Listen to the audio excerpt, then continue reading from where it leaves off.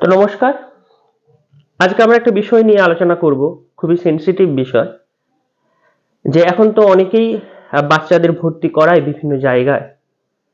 তো আমার কাছেও অনেকেই জানতে চায়, অনেকের সঙ্গে আলোচনা হয়। তো সেক্ষেত্রে আজকে যে বিষয়টা নিয়ে আলোচনা করব, যে মিশনারি স্কুলগুলোতে দেবে কিনা বাচ্চাকে। একটা সময় ছিল যে যেখানে দিতেই হতো, মানে চান্স পেলেই দেবে, তার কোনো বিকল্প ছিল না। কিন্তু বর্তমানে বোধহয় পরিস্থিতি বদলে গেছে, অনেকটাই বদলে গেছে। সেইগুলো নিয়ে একটু আলোচনা করব। যে অনেকেই বলেন যে সত্যিই দেবো কিনা, মানে এই একটা নিজেদের মধ্যে একটা দ্বিধাদ্বন্দ্ব শুরু হয়, নিজেদের মধ্যেই দ্বিধাদ্বন্দ্ব শুরু হয়। তো অনেকেই আছে ওখান থেকে নিয়েও চলে এসছে। তো আমি নাম বলছি না, আমি শুধু বলছি মিশনারি স্কুলগুলোতে দেবে কিনা। একটা জিনিস প্রথমে খেয়াল রাখতে হবে যে মিশনগুলোতে অ্যাডমিশনের জন্য যে কম্পিটিশন, মানে একটা বাচ্চা যখন ক্লাস 5-এ ভর্তি হতে যায়, তাকে প্রায় 6, 7, 8-এর জিনিস পড়তে হয়। ইভেন ইংলিশ বা অন্য কিছু 9, 10-এরও পড়তে হয়। তাহলে এতগুলো পড়ে সে 5-এ ভর্তি হয়। তাহলে তার কাছ থেকে সে যখন 6, 7, 8, 9-এ উঠবে, তার কাছ থেকে আরো কিছু ইমপ্রুভমেন্ট আশা করা যায়। যে সে যখন 7, 8-এ পড়বে, সে আরো কিছু চাইবে। কিন্তু পরিস্থিতি এরকম নেই। যে এত ভালো ভালো স্টুডেন্ট নিয়ে আউটকামটা কিরকম।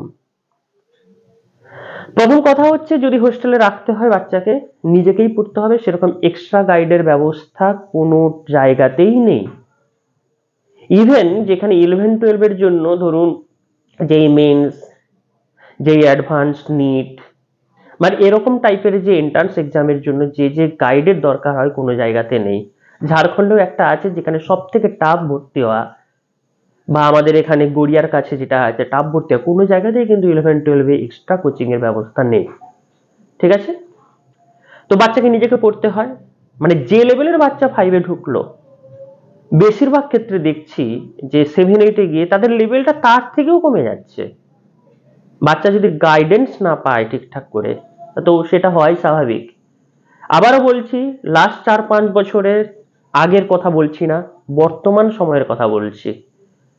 আচ্ছা, আর একটা জিনিস, যে লাস্ট 4-5 বছরে আউটকামটা কেমন, মানে কতজন এন্ট্রান্সে পাচ্ছে বা কতজন কি হচ্ছে, সেইগুলোর দিকেও খেয়াল রাখতে হবে। একটা সময় দেখেছি যে শুধু মাধ্যমিক বা উচ্চ মাধ্যমিকে নয়, এন্ট্রান্সে 1 থেকে 10-এর মধ্যেই কোন একটা মানে মিশনের নাম থাকতো। এখন তাদের দিচ্ছে যে 3000-এর মধ্যে কতজন র্যাঙ্ক করেছে সেটা লিস্ট খাটাচ্ছে, 2600-এর মধ্যে কতজন র্যাঙ্ক করেছে সেটা লিস্ট খাটাচ্ছে। এবার ওদের এমন অবস্থা বিভিন্ন জায়গায় যে মানে ওখানে নিজেদের গাইডেন্স নেই। স্টুডেন্ট ভালো মানে যথেষ্ট ভালো, ওরা কি করে না, বাইরে কোচিং নেয়। যে একটা দিন ছুটি পায়, বাবা মায়ের সঙ্গে দেখা করতে যায়, সেদিন তারা অনলাইনে কোচিং নিচ্ছে, বাইরে বসে, গাড়িতে বসে। আবার অনেকেরই ফ্ল্যাট কেনা আছে বা ফ্ল্যাট ভাড়া নেওয়া আছে গড়িয়ায় বা ওর কাছাকাছি, সেখানে গিয়ে কোচিং নিচ্ছে। ছুটির দিনগুলোতে যখন বাড়িতে আসছে, তখন বিভিন্ন অনলাইন কোচিং, বিভিন্ন অফলাইন কোচিং এ তারা যাচ্ছে। কিন্তু আসল যে গাইডেন্সটা ওখান থেকে পাওয়ার কথা, সেটা কিন্তু পাচ্ছে না। আসলে হোস্টেলে টিচারদের থাকার কোনো দায় নেই, বা ক্লাসে খুব ভালো পড়াতে হবে এরকম দায় নেই। আর তার থেকে বড় কথা যে ওখানে বিভিন্ন জায়গাতে এক্সট্রা কোচিং এর ব্যবস্থা আছে, এক্সট্রা টাকা দিয়ে কোচিং নিতে হয়, এরকম ব্যবস্থা আছে। এই পরিস্থিতি। তো আপনাদের বলবো যে অনেক কষ্ট করে তো যারা অ্যাডমিশন টেস্টে চান্স পায়, তারা একটু খোঁজ খবর নিয়ে দেখবেন। তবে আমার মতে শুধু ওখানে নয়, যে কোনো হোস্টেলেই এই মুহূর্তে রাখাটা বোধহয় ঠিক হবে না। তার থেকে বাড়ি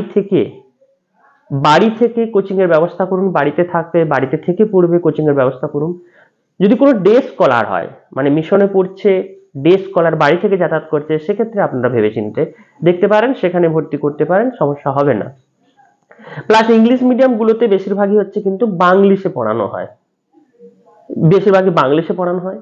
11-12 এর ক্ষেত্রে এমন দেখবো যে যেখানে খুব হাইফাই পড়ানো হচ্ছে না, যেখানে ওদের হাইফাই পড়ানোটা দরকার, শুধুমাত্র ক্লাসের মতো করে পড়ানো হচ্ছে, মানে বোর্ডের মতো করে, সেখানে 75% মানে অ্যাটেন্ডেন্স মেনটেন করে রাখাটাও খুব কঠিন ব্যাপার, মেনটেন করতে হয়, তখন কিন্তু ওর এক্সট্রা কোচিং গুলোতে সমস্যা হয়।